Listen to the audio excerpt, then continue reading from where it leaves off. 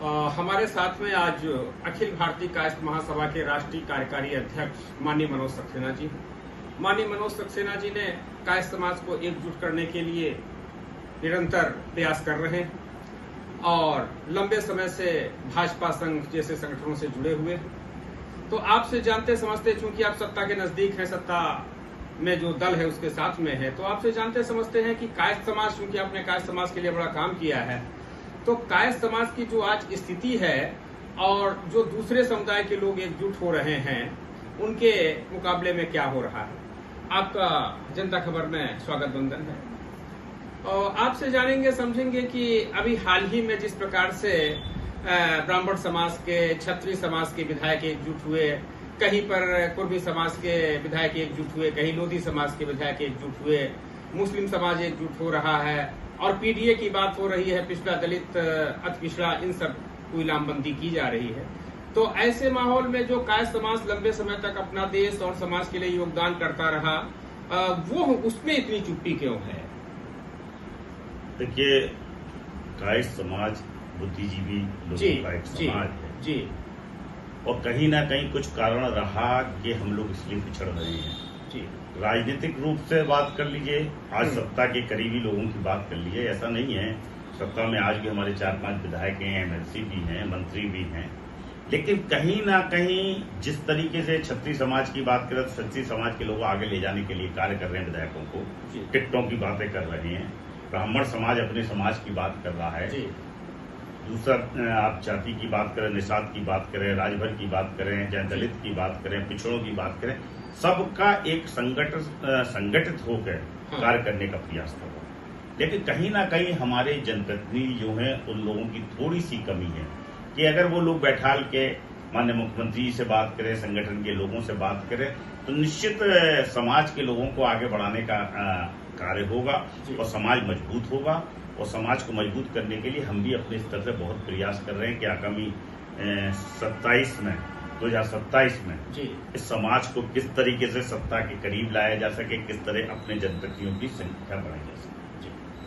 और ये तो कायस्थ समाज में तो बहुत सारे संगठन हैं, विभिन्न प्रकार के संगठन, तो जो एक तो जो पार्टियों के नेता होते हैं, दूसरे जो महासभाओं के नेता हैं, कायस्थ महासभाओं के नेता, तो इनकी ओर से भी कुछ क्या हो रहा है? और खास तौर से जो कायस्थ समाज का शोषण, उत्पीड़न हो रहा है, पलायन हो रहा, और बेरोजगारी, चूंकि कायस्थ समाज आमतौर से नौकरी पेशे में रहा और जमीन जायदाद पहले ही उसने छोड़ दिया आजादी के बाद जो है, और नौकरियों में लग गया, लेकिन आज नौकरियां भी उसके हाथ से चली गई, तो कायस्थ समाज तो बिल्कुल सड़क पे आ गया। और आए दिन जो है कई फोटो भी दिखती है जिसमें कटोरा लिए बैठे हुए हैं कायस्थ समाज के लोग।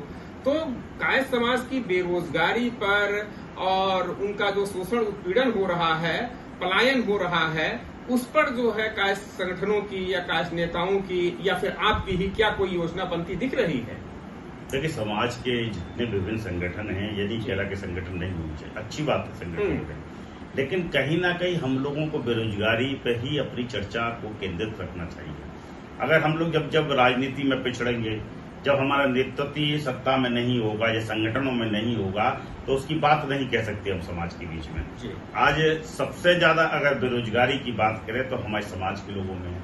आर्थिक रूप से हम लोग कमजोर हो रहे हैं। आज बहन बेटियों की स्थिति आप देखिए, 35-40 साल की लड़कियां हो रही है, शादी नहीं हो पा रही है। तो कहीं ना कहीं इन सभी संगठनों को बैठ के एक तालमेल बना के सरकार के साथ, संगठनों के साथ कोई योजना बनानी चाहिए कि किस तरीके से हम लोगों को, हम तो कहते हैं हमें आरक्षण दे दीजिए, हमें पिछड़ी जाति में कर दीजिए भाई। अगर सबसे ज्यादा अगर आजादी के बाद कोई जाति पिछड़ी है तो कायस्थ समाज के लोग पिछड़े हैं। और चाहे ऐसा नहीं है कि राजनीति में नहीं है, राजेंद्र प्रसाद जी की बात करें, लालू प्रसाद की बात करें, सुभाष, सभी लोग राजनीति में आए, लेकिन कभी किसी ने जाति की बात नहीं करी। और आज जब हम जाति की बात नहीं करेंगे तो निश्चित बेरोजगारी भी हम पे बढ़ेगी, राजनीतिक रूप से भी हम लोग कमजोर होंगे। लेकिन इसको मजबूत करने के लिए हम लोग पूरा प्रयास कर रहे हैं। सभी संगठनों को आगामी नवंबर या दिसंबर के बीच में बैठाल के आगे की रणनीति बनाने का कार्य करेंगे। तो आपने जो है आरक्षण की बात किया, तो आरक्षण को लेकर के मुस्लिम कायस्थ को आरक्षण मिल रहा है और संविधान कहता धर्म के आधार पर आरक्षण नहीं होना चाहिए, जबकि हिंदू कायस्थ को आरक्षण नहीं मिल रहा। और इस बात को आपके मंत्री अरुण सक्सेना जी ने भी उठाया हुआ था, लेकिन जब सत्ता में आ गए तो पता नहीं क्यों चुप हो गए। तो जी, देखिए, यही थोड़ी कमी होती है जी कि जब हमारे लोग सत्ता में नहीं होते या जी। कहीं एडजस्ट नहीं होते जी। तो वो बहुत समाज की बात करते हैं, जी, जी। समाज को आगे ले जाने की बात करते हैं। जी, जी। कई जगह तो मैं देख रहा हूँ जनप्रतिनिधि कह रहे हैं कि बामन एमएलए हुआ करते थे, जी। आज 3 रह गए या 4 रह गए। जी। मैं उनसे पूछना चाहता हूँ जो जनप्रतिनिधि इस तरह के भाषण दे रहे हैं, वो ये बताएं कितने एमएलए को टिकट दिलाने का काम किया, कितने लोगों को निगम में बनाने का काम किया, कितने लोगों को आयोग का सदस्य बनाने का काम किया, कितने लोगों को आर्थिक स्तर पर मजबूत करने का काम किया है। देखिए, सिर्फ हम लोग बातें कहते रहे, जी, जी। कार्य नहीं होगा। जी। कायस्थ एक ऐसी जाति है जो बड़ी संकुचित बात संकुचित, है। हाँ, जी, जी। वोट पूरी ताकत से देती है, लेकिन हाँ। चर्चा नहीं करती। जी, जी। और अपने लोगों को चुनती है, लेकिन वो भी चर्चा नहीं करती। कई लोगों में इस तरह की भावनाएं पैदा हो गई जी। कि समाज के लोगों का शोषण होने लगा, जनप्रतिनिधि शोषण करने लगे। जी। लेकिन हम लोग प्रयास करेंगे, माननीय मंत्री जी से भी बात करेंगे, जनप्रतिनिधि से भी बात करेंगे कि आगे आगामी दिनों के लिए हम लोग कोई ना कोई रणनीति बना के समाज को मजबूत करें। 2027 के लिए आपकी ओर से क्या रणनीति बनेगी जिसमें कि कायस्थ समाज को कुछ भागीदारी मिले और ये बेरोजगारी, शोषण, उत्पीड़न कुछ कायस्थ समाज का रुके? देखिए, हमने बहुत प्रयास किया है जी कि ऐसे तो काफी सीटें ऐसी हैं जहां कायस्थ बहुबल सीटें हैं। जी, जी। चाहे इलाहाबाद की बात करें, लखनऊ की बात करें, बरेली की बात करें, हम लोग यहाँ आप कानपुर की बात करें, आप बनारस की बात करें, ऐसी कई जगह हैं जिस सीटों पर कायस्थ किसी भी पार्टी से अगर लड़ता है तो मजबूती से वो एमएलए बन सकता है। जी। लेकिन इस बात को हमको पार्टी के राष्ट्रीय स्तर पर बताना होगा जी और इसको वही लोग ज्यादा बता सकते हैं जिनकी वहां तक पकड़ होगी। जी। तो मैं तो उन जनप्रतिनिधियों से भी अनुरोध करना चाहता हूं कि वो वहां जाके इस बात को बताएं जिससे हमारी पार्टी मजबूत हो, समाज मजबूत हो।